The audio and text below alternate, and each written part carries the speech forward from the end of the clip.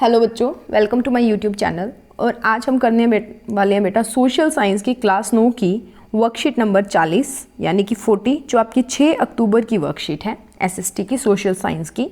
इसके अंदर हम पॉलिटिकल साइंस का चैप्टर नंबर जो है वो 5 कर रहे हैं, that is working of institutions. और ये हमारा पार्ट है। इसके अंदर हम करेंगे इंस्टीट्यूशंस ऑफ पब्लिक डेमोक्रेसी। जो वर्किंग ऑफ इंस्टीट्यूशंस में हम आज इंस्टीट्यूशंस के बारे में पढ़ने वाले हैं कि कौन कौन सी इंस्टीट्यूशंस जो हैं वो हम देख लेते हैं। ठीक है, देखते हैं इसके अंदर। देख लेते हैं और समझ लेते हैं इस वर्कशीट के अंदर हमें क्या डाटा प्रोवाइड किया गया है। In our country, the government है at the national level is called central government और यूनियन गवर्नमेंट।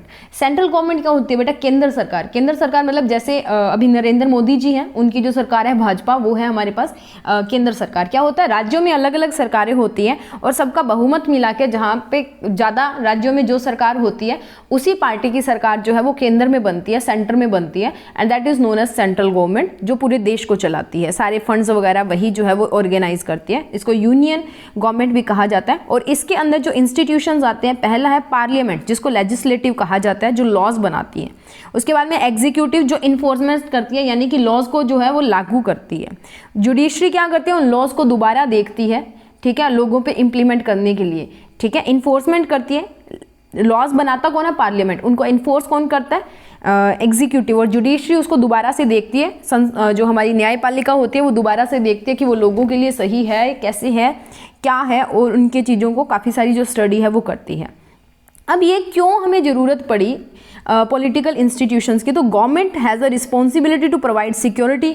हमें अपनी जो दैनिक लाइफ है, डे टू डे लाइफ, उसके अंदर सिक्योरिटी चाहिए काफ़ी तरीक़ों से।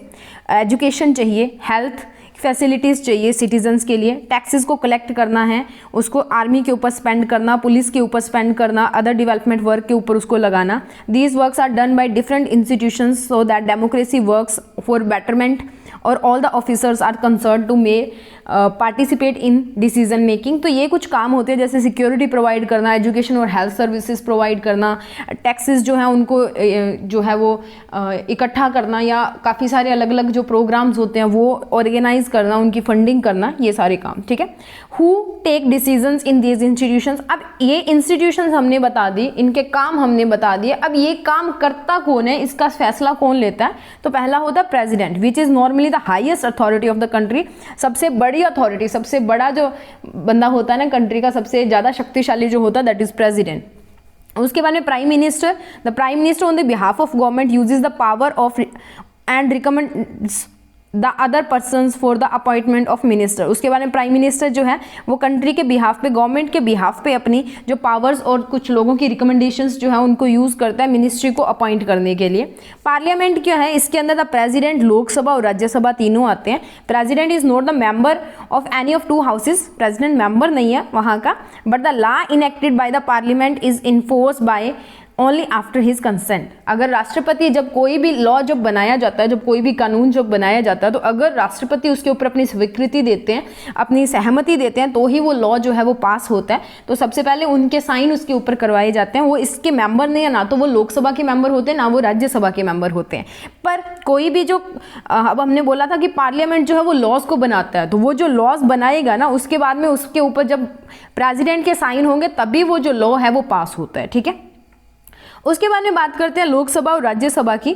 लोकसभा, आपको नाम दिख रहा है लोक, लोक यानी कि लोगों की सभा। राज्यसभा यानी कि राजा महाराजा मंत्रियों की जो सभा होती है उसको बोलते हैं। ठीक है, सो यहाँ पे कुछ डिफरेंसेस देखिए। If there is a difference in the opinion between two houses in passing a general law, the opinion of the Lok Sabha matters. अगर मान लो दो जो हाउसेज हैं, लोकसभा और राज्यसभा के अंदर झगड़ा चल रहा है किसी चीज को लेके, किसी लॉ को पास करवाने को लेके, तो उसके बाद में क्या किया जाता है, जो लोकसभा होती है ना, उसका जो डिसीजन है उसको ज़्यादा जो है वो महत्व दिया जाता है।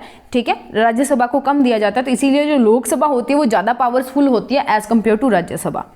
In money matters, the budget passed by the Lok Sabha and the law can be retained by the Rajya Sabha only 14 days and can only give suggestions while the Lok Sabha has right to accept those suggestions or not.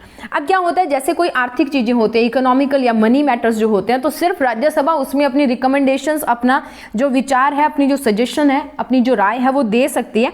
अब वो लोकसभा पे depend करता है कि वो उसको मानेगी या नहीं। राज्यसभा अपने विचार देगी, लोकसभा चाहे तो उसको मान सकती है, चाहे तो उसको ठुकरा सकती है। ठीक है, Lok Sabha controls the council, council को कंट्रोल करते हैं। Only those can become prime minister who has got a majority in the Lok Sabha. Lok Sabha के अंदर क्या होता है, देखो हर एक जगह से हमारी जो है वो टोटल जितने भी स्टेट्स हैं उनके अंदर इलेक्शंस करवाए जाते हैं।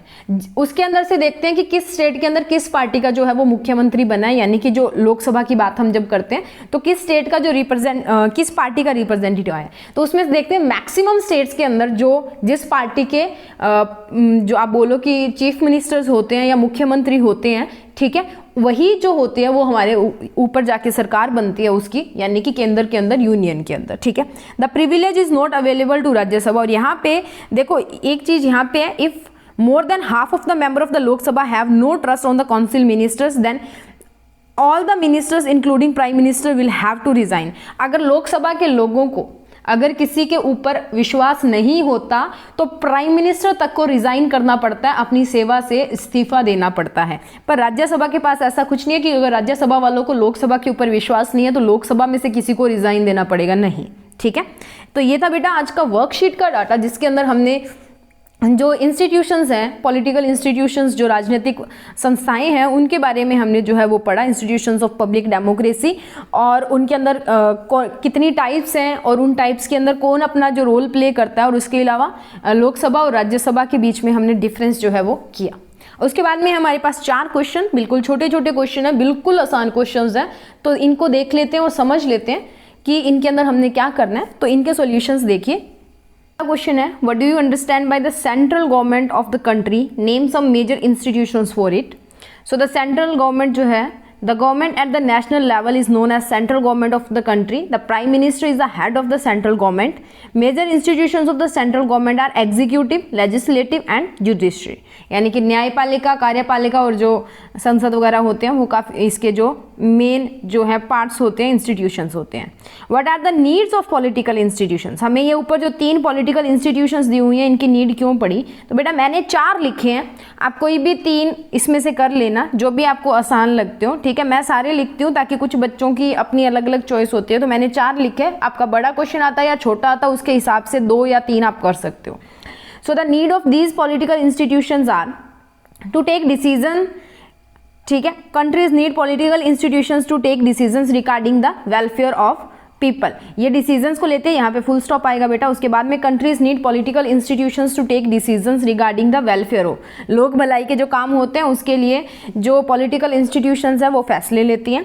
टू इम्प्लीमेंट द डिसीजंस, जो डिसीजन लिए गए हैं उनको इम्प्लीमेंट करना, उनको लागू करना। So countries need institutions to implement decisions, ठीक है। Next is to solve the dispute, institutions are needed to solve the disputes. Institutions को यूज किया जाता है, हमें रिक्वायरमेंट होती है डिस्प्यूट्स को सॉल्व करने के लिए। To take right decisions, institutions are also needed to help government to take right decisions. They determine what is wrong and what is right. अगर आपको अलग अलग पॉइंट्स में लिखना है बेटा, बड़ा क्वेश्चन आता है तो आप इसको अंडरलाइन करके फिर आगे ये लिख सकते हो, ठीक है। अगर आपको छोटा क्वेश्चन आता है तो उसके हिसाब से आप अपनी लेंथ को देख सकते हो, ठीक है। कोई पता नहीं होता एग्जाम में कितने मार्क्स का आएगा। नेक्स्ट है, who plays a major role in taking decisions of the institutions. तो first president, prime minister and parliament, ये 3 जो है वो मेजर रोल जो है वो प्ले करते हैं। What is the difference between Lok Sabha and Rajya Sabha. तो लोकसभा देखिए, the members of Lok Sabha are directly elected by the eligible voters. The minimum strength of the house is 552 members, जो 552 मेंबर्स जो है इसके अंदर होते हैं। Lok Sabha is powerful than Rajya Sabha. The normal life of every Lok Sabha is 5 years, 5 साल की होती है, ठीक है। 5 साल बाद में दोबारा इलेक्शंस करवाए जाते हैं। उसके बाद है, members of Rajya Sabha are elected by the selected members of the state legislative assemblies. It has not more than 250 members, इससे ज़्यादा नहीं होने चाहिए। Rajya Sabha is less powerful than Lok Sabha. उसके बाद में Rajya Sabha is a permanent body, it is not subjected for dissolution, but 1/3 of its members retire every 2 years। हर 2 साल बाद में इसके 1/3 मेंबर्स जो हैं वो रिटायर हो जाते हैं, ठीक है। तो ये था राज्यसभा, आपको स्क्रीन पे दिख रहा है बेटा। उसके बाद में मैं आपको लोकसभा दिखा देती हूँ, ठीक है।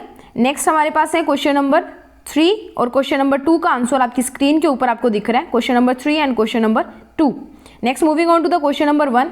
सो ये है हमारा क्वेश्चन नंबर 1। इसी के साथ हमारी वर्कशीट यहाँ पे खत्म होती है। वीडियो को लाइक शेयर करना मत भूलिए, और अगर आपने चैनल को सब्सक्राइब नहीं किया है तो प्लीज़ सब्सक्राइब कर लीजिए।